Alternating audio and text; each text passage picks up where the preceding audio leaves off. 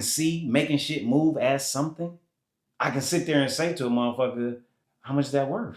It's the imagination game. The genius, the artist is whoever is figuring out and using their creative problem solving skills and putting them to use, seeing multiple possibilities. You know, some people call this a phone. Some people see a supercomputer. Some people see a camera. Some people see a video camera. Some people see something to take notes. Some people see a tracking device. Like, what the fuck do you mean? You know, some people see pollution. Some people see health benefits. Some people see a scam. You know what I'm saying? Like, it's we looking at a piece of plastic. So it's like, if we can see multiple possibilities in this, you can see multiple possibilities in yourself. Issue has to do with a lack of confidence based on a lack of trust in yourself, based on a lack of experience. See, once you throw yourself to the wolves enough, you're like, oh, I could do anything. And then some people could get thrown to the wolves and it's like, oh, I need to exercise a little more. So the next time I get thrown to the wolves, I don't take off running. But you won't know that you won't know the exercise you need to do if you don't get thrown into the wolves. So I just throw myself in it because I realize that, oh, I'm better. I think about it less and I'm better when I'm under pressure. So all I got to do is commit to the thing that I want to do. And the pressure that comes with it is going to cause me to get prepared before it's time for me to do it. I got a mural commission before I got the printer to print the murals out. I had the commission already. I had already sold the whole thing. Got chosen, got picked, got the money with no clue to how I was going to get the fucking mural up. So I had 1 year to figure it out. And now I had more money than I had ever touched in order to do it. But if I would have tried to figure out how to do it before I pitched, I might not even pitched. And all I did is just use the story that somebody else was telling me. I ain't make that up. Gordon Parks did that. That's what he used to do. He didn't know how to do something. He knew what he wanted to try. So he went and sold the opportunity to somebody. The opportunity came to him, and then he went and figured out how the fuck to do it before it was time for him to honor what he had committed to. Ain't no pressure greater than that. You just told a panel full of motherfuckers, give me this $30,000 and I'm about to do something amazing on the side of this building and I ain't never did it before. I practiced installing that fucking vinyl for 1 year on the back of my chimney. I did it daily and I couldn't get the motherfuckers around me to practice with me. So I wound up learning how to do it and nobody learned how to do it with me. Then I had one of my young students. Every now and then he would come and he would try. So I knew at the very least he had touched it before. So he was the only person that started kind of helping me on that first mural. But the reality was, I didn't know that I could put marks, overlap marks to line it up when it's on the wall. I didn't even know. I just was eyeballing the whole shit. I never drove a lift before. But when I looked at it, it's like, oh, it looked like fucking video game and arcade joysticks. You know what I'm saying? And the only reason I'm able to do that is because of the last thing I challenged myself to do. So the bigger the challenges became, the more evidence I had to support me having some level of confidence doing it. You know what I'm saying? So let's say confidence, self-esteem, high. Well, really, it's just a whole lot of situations that I challenged the fuck out of myself.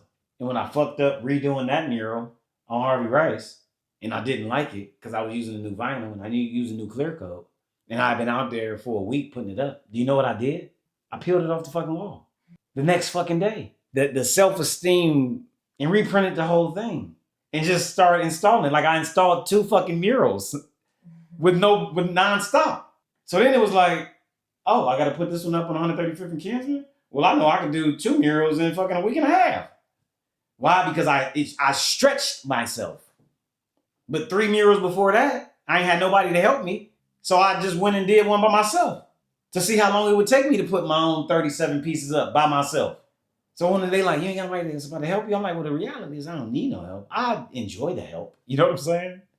I appreciate the help, but the help ain't practicing, so I be nervous. They practicing in real time on this shit. If they fuck up, I gotta reprint it.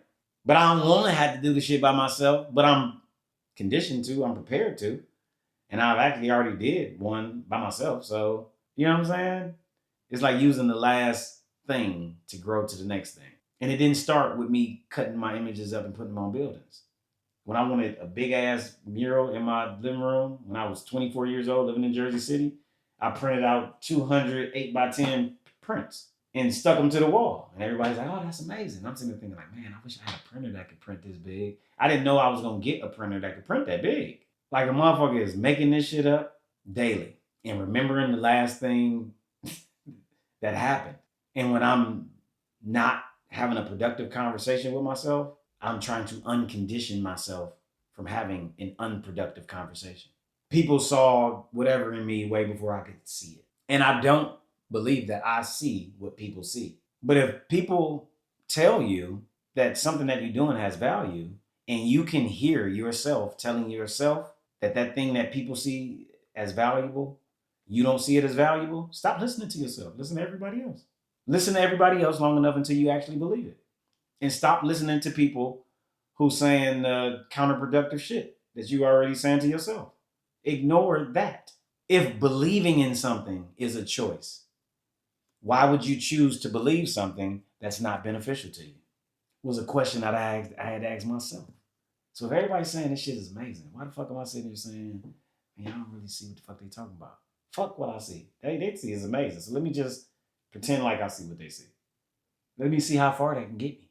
And where it got me is my own belief. It's like look at it like all of the voices in your head and the ideas and people saying stuff, what you think. Look at it like they all got a volume switch. You need to figure out how to turn down what you don't need to hear and turn up what you need to hear. And every time you're hearing something that you don't need to hear, you got to turn what you need to hear up louder. Period. Like you can uncondition and recondition yourself, but that's the process. You can drive down Kinsman and see another 30-foot mural and people admire that shit. But that is not the internal experience that I'm having to get it done. I'm not walking around like, yep, this shit about to be raw as fuck. Everybody about to love that shit. Everybody gonna appreciate it because I'm raw. And that ain't who I am. I'm sitting there thinking like, I hope people really appreciate it. I hope ain't nobody offended. I know niggas is gonna be mad about it. Motherfuckers look at photography like it ain't art because I ain't sitting here drawing. Like I hear something completely different than what gets made. All I can think about is all of the ways I can fuck this up. And I usually can't even see what I actually did until enough time goes by for me not to be able to see and think about what I could have did. And I just accept that as a part of the process. Yeah, I got butterflies in my stomach when I'm printing it out. I got butterflies when I'm trimming, when I'm laminating, when I'm cutting it. I'm waiting to fail. And then I'm watching myself mess up and then fix my mistake. So technically, ain't no way for me to fail. It's a mindset thing. You need to clear the fog off of your glasses because it's got you seeing in ways that aren't productive for you. And until you do that, everything that you do is going to be tainted by how you're seeing it. Somebody would trade your hand. Somebody would take your hand and flip it. Yes. So if somebody could take your hand and win off of it, because of how you see it. You ain't seeing your own hand from the perspective of the person who sees that they have a losing hand. The truth is, you have everything that you need to get what it is that you want. You just have to readjust some mind shit, some emotion shit, some behavior shit, some truth and honesty shit. You readjust that stuff, you'll look back on a day like today and say, it's crazy that I didn't see this shit the way I see this shit now. Because I sit here like, it's crazy that I didn't see this shit the way I see this shit now. You talking to somebody who's sitting with 6 million images on the computer, listening to the white art world tell me that, nope, not yet. Nope, not yet. Nope, not yet. Hey, maybe you should work on this. Maybe you should consider this. Maybe you should think about this. Well, maybe you should go meet with this group. Maybe you should go to this professional development. Maybe you should take this class. Maybe you should go take this course. And this motherfuckers around me who would never believe that this is how I'm being rejected. Like, it's like I feel like Kanye West playing motherfuckers Jesus Walk and they not signing me. I got people from out of town saying, what's up with the lady in your town, Donald? Why you ain't took your work to her for her to plaster you all up over the museum? I'm like, I do.